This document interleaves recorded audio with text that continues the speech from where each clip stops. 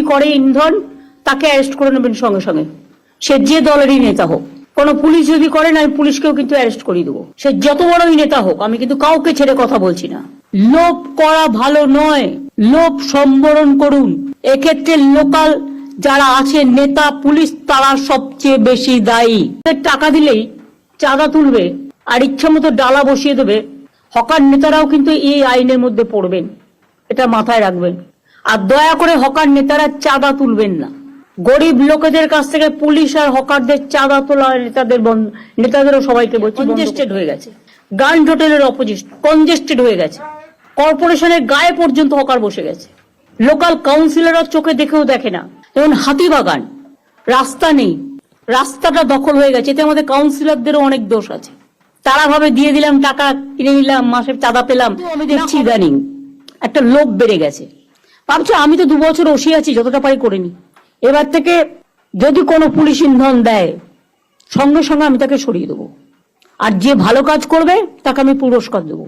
Government কিন্তু ইচ্ছে করলে যে কোনো কারো চাকরির ব্যাপারে অ্যাকশন নিতে পারে।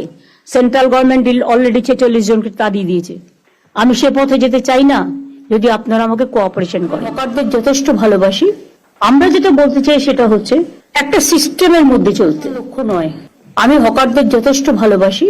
আমরা যেটা বলতে চাই সেটা হচ্ছে একটা সিস্টেমের মধ্যে নেতা, পুলিশ, তারা সবচেয়ে বেশি দায়ী। প্রথমে বসাচ্ছেন, তারপরে গিয়ে বুলডোজার দিয়ে উচ্ছেদ করতে যাবেন। আমি এই পলিসিটাকে মানি না। প্রথম থেকেই রেস্ট্রিকশন করতে, আইনত বৈধতা দেওয়ার জন্য আমি একটা আইডি কার্ড করতে বলেছিলাম। কেএমসি এলাকায় নাম রেজিস্ট্রেশনের জন্য 61,000-এর বেশি হকার আবেদন করেছিলেন। মাত্র 2,000 লেফট আউট হয়েছে, তার কারণে এক একজনের 4টে করে ডালা। সেটা আমরা করতে পারি না। ভেন্ডিং লাইসেন্স এটা সেটেল হওয়ার পর যারা নেবে ভালো, যারা নেবে না গায়ের জোরে, তাদের বলতে হবে সরি, আপনি আপনার মতো জায়গা দেখে নিন, আমরা আপনার জন্য কিছু করতে পারছেন। তাদের দেখা উচিত আমি আমার ব্যবসাটা করব, আমার স্টলটা ভালো করে চলবে, কিন্তু স্টলের পাশে গোডাউন বানিয়ে দেওয়ার কোনো অধিকার আপনার নেই। স্টলগুলোর যদি এক একটা করে নাম্বার দেওয়া হয়, তাহলে তার যে মেটেরিয়ালটা সে সেখানে রাখুক, তার যখন প্রয়োজন সেখান থেকে নিয়ে আসুক। তাতে দরকার হলে আপনারা একটা বিল্ডিং দিন বা একটা জায়গা দিন।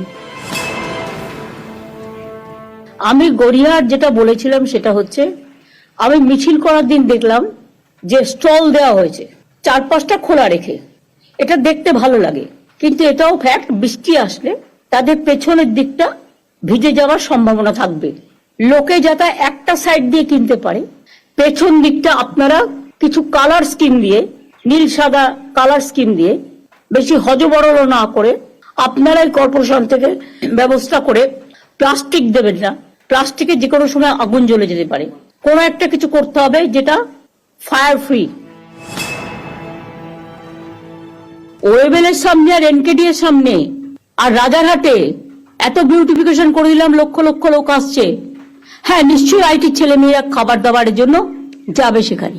এটা অন্য জন করে দিন, রাস্তার একদম অপোজিটে কেন? Is it looking good? না, এটা গুড দেখাচ্ছে না, এটা অত্যন্ত খারাপ দেখাচ্ছে। দখলে মা ক্যান্টিন করে দিন না, ভেন্ডারে বিক্রি করবে, চলে যাবে। বাদ বাকি লোকেদের যেটা খাবার ইচ্ছে তাদের জন্য একটু দূরে পরিষ্কার জোন করে দিন। একটা পোর্টাল রাজীব তৈরি করবে, সেখানে স্টেট এখন থেকে হকিং জোন, নন হকিং জোন, যেটা আমরা কালকে আলোচনা করছিলাম, টোটালটা তৈরি করে দেবে। যে লোকগুলোকে ইতিমধ্যেই পুলিশ সরিয়ে দিয়েছে, তাদের কি ঠিকানা, কোথায় আছে, কোথায় বাড়ি, সেটা দেখে নাও। তারা যদি এখানকার লোক হয় এবং সত্যি গরিব হয়, তার যদি কোনো আর্নিং না থাকে, তাহলে আমি কোথাও না কোথাও জায়গা